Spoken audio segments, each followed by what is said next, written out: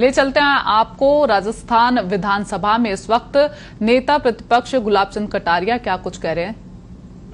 कोई चिंता की बात नहीं, जो डूबना है प्रदेश को तो डूबेगा।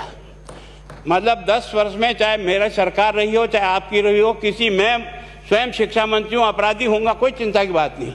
लेकिन आप कम से कम इन 10 सालों से इन जितनी कोचिंग संस्थाएं चल रही है, इनकी जितनी परीक्षाएं हुई है, उनके परीक्षा के रिजल्ट के साथ आप अपनी टीम लगा करके इनका पोस्टमार्टम करो, तब आपको समझ में आ जाएगा कि बीमारी कहाँ से चली है।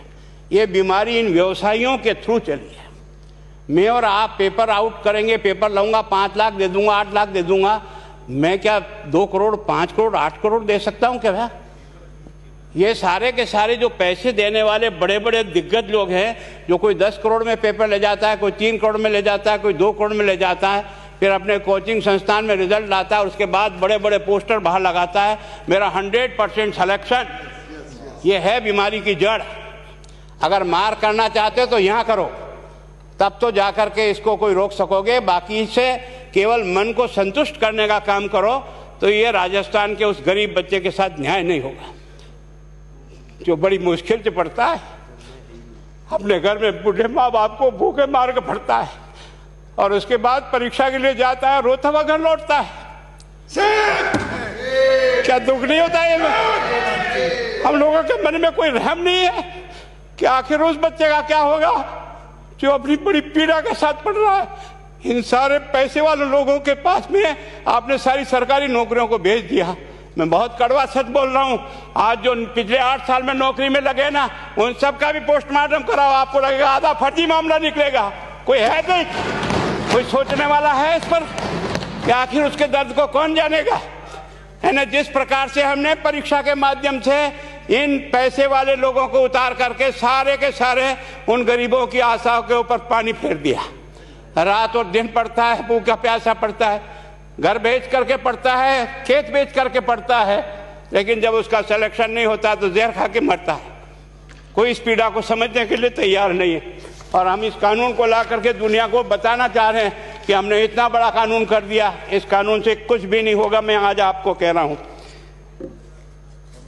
ये जो आपने नए प्रावधान जोड़े हैं, मैं सोचता हूं कि मुझे कुछ बोलने की इच्छा नहीं, मुझे बहुत दुख है इस बात का।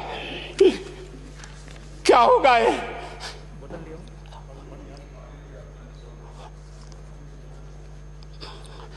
किस तरह की गैंग पालनी है हमने? पानी पिला दो, है ना। मैं उस दिन भी पूछा था कि मैंने कहा ये शिक्षा संकुल पे है, जिन लोगों को ड्यूटी पे लगाया, इसको लगाने वाला दोषी कौन है, जिसके कारण से पेपर जो है ना काट करके निकाल दिया। ये तो ठीक है, भाग्य हमारा अच्छा था कि सवाई माधोपुर की घटना छूट गई और एसओजी को उसमें हाथ में लग करके कुछ केस लग गया। अगर वो केस नहीं लगता तो आज आपकी सारी नौकरी पर इन सब बड़े बड़े दलालों के स्कूल में पढ़ने वाले बच्चे होते और मेरा गरीब का बच्चा अपना घर लौट के जाता। क्या दुर्भाग्य है। और इस कारण से केवल इसके लिए खुश मत हो जाओ कि हमने कानून बहुत सख्त बना दिया इसलिए अपराधी रुक जाएगा। नहीं, सिस्टम को बदलना होगा, ये परीक्षा का सिस्टम चेंज करना होगा।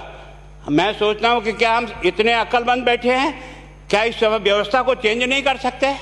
क्या एक ही पेपर हर राजस्थान में 20 लाख बच्चों को दिया जाए? क्या इसका कोई ऑल्टरनेट नहीं हो सकता? इसका ऑल्टरनेट सोचना चाहिए कि हम परीक्षा को टुकड़े टुकड़ों में कैसे कर सकते हैं।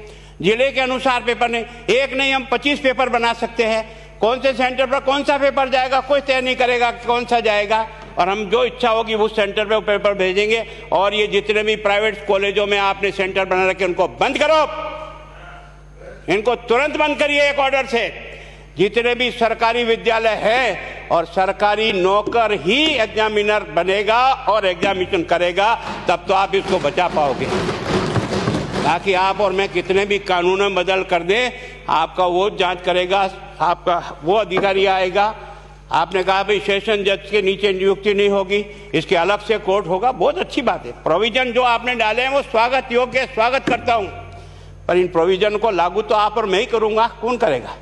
जब हम ही ठीक नहीं है तो इन प्रोविजन क्या रोएंगे अंदर बैठे बैठे? जब तक हमारा दिल और दिमाग ठीक नहीं होगा ना, इस बीमारी का इलाज नहीं होगा।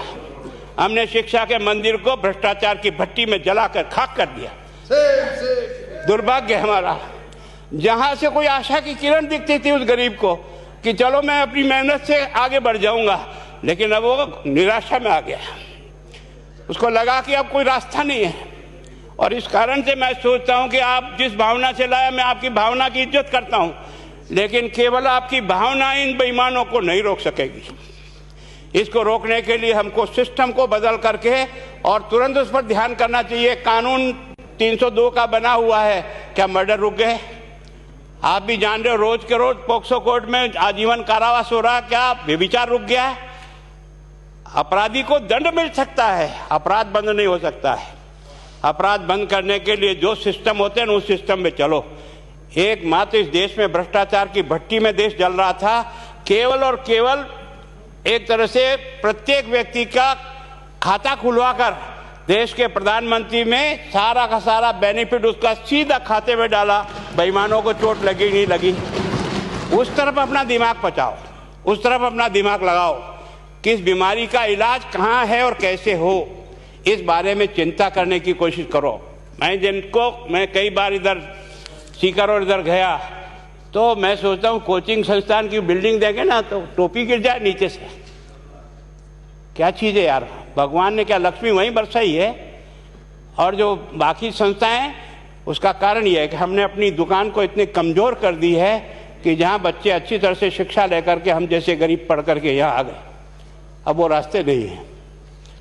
और इस कारण से मेरी बहुत विनम्र प्रार्थना है, इस बीमारी का इलाज चाहिए बच्चे को, कानून से नहीं होगा, कानून के अलावा होगा, और उसमें आप करें। धन्यवाद। Thank you. माननीय मंत्री महोदय।